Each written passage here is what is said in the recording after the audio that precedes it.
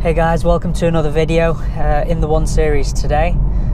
The other week I did quite a long journey in this, down to the south coast of England, and you know, it's 200 and something odd miles each way, and one thing I noticed was just how gutless this car is, as it is as standard. Now bear in mind, this is just a 116D, nothing special, barely over 100 horsepower, so you know, no surprises there really. I did have a 1 series before my CLA. It was the previous model of this. Had it for a number of years, and 160 as well, but I decided to remap it, and it pretty much transformed the car. So what is a remap, chip, tune, whatever you want to call it? They're all basically the same in the early stages.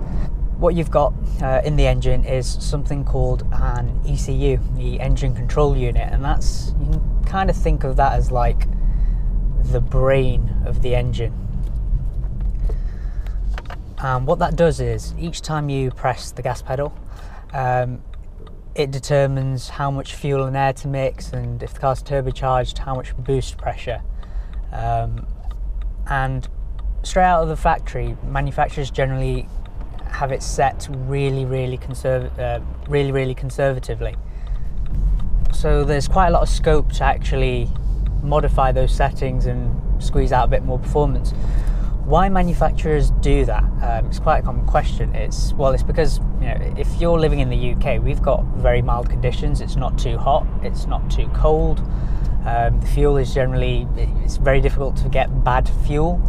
But you know, there are countries in the world where you do have extreme climates, where it's super cold, super hot, fuel's not great, those sorts of things. So manufacturers have to make sure that their cars work across all climates. How conservative they are depends on the car. If it is a performance car of sorts, it's probably already at a high state of tune, but there's always room for a little bit of improvement. If and when you do decide to have a remap, you generally get increased horsepower, more torque, and also claims of higher MPG. Now, while that can be true, it's also a bit misleading, so I'll explain that a little later on. So what are the pros and cons? Well, as I've said, I did it to my previous 1 series, and to be fair, I had quite an aggressive map on that. It took the performance levels from a 116 diesel to a 120D basically. So horsepower went from 115 to 180, and it was actually pushing out more torque than the 120D at the time. So what I got there, so even though it was £400 at the time, I think remap prices have come down now as more and more people are doing them. It's getting more competitive. But another way to look at that is, what's the price difference between a 116D and a 120D? It's definitely more than 400 quid, and they're effectively the same thing. Slightly different, but to the normal person, they're basically the same apart from the power differences. And you know, when you've got power differences like that, you know, it gained over 60 horsepower, you noticed it. It was literally night and day difference. You'd notice it in pretty much every single gear.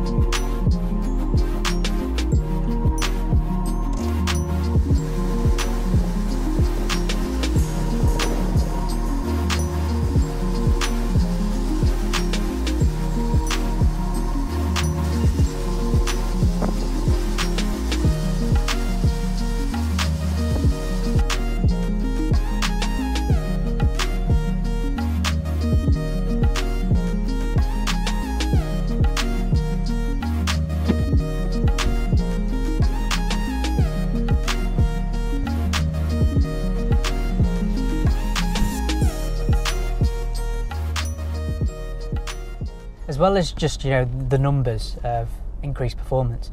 I found that I wasn't changing gear as often because there was just more torque in every gear. You could stay in a gear for longer, and that's where the claims of increased fuel economy come from. The idea is that because you've got the extra power and torque, you can stay in a higher gear at lower speeds compared to a pre-mapped version. So on paper you'd have better fuel economy, the engine's not spinning as fast. Realistically, you know, it depends how you drive. For myself, with that fairly aggressive map, the economy did drop, but I wasn't too bothered because it went from, you know, 60 odd miles per gallon to mid 50s. It really didn't bother me at all. And chances are you'll probably find the same. You know, if you've just remapped your car, you're gonna use that extra power, aren't you? So more than likely you'll see a slight drop in MPG, but it's nothing massive. It doesn't really outweigh the gains that you've just made. What I will say, in terms of the type of car, a remap has the biggest effect on first off, turbocharged cars, because you know, what it does, you kind of alter the boost pressure for the turbo. That's a very quick and easy thing for a map to do with the most amount of gain. You know, there's nothing stopping you from remapping a non-turbocharged car. It just means you won't really notice it as much. And it's also in terms of petrol and diesel turbocharged engines, you'll have a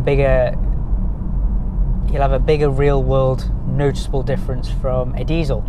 And well, most cars in the UK, they're diesels anyway.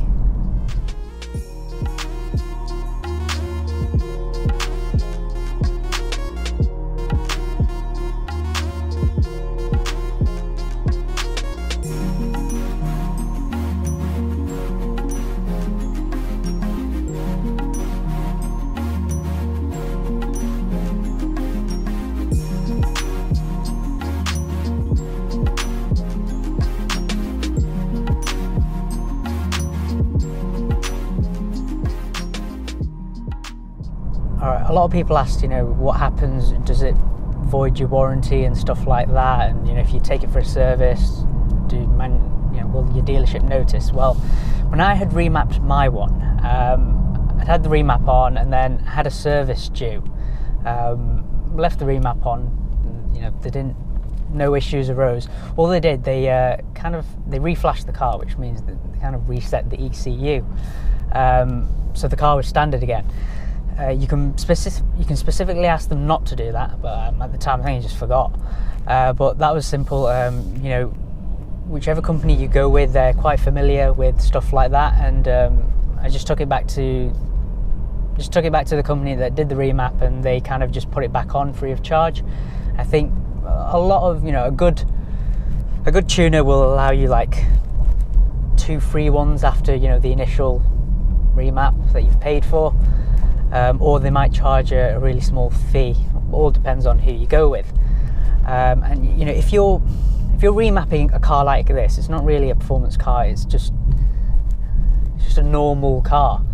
In terms of the wear and tear on parts, it's not going to be that noticeable. You know, if you look after your car, if you're servicing it regularly, etc., you'll be completely fine. Like I went a year, I had the map on for a full year, and I had absolutely no issues whatsoever.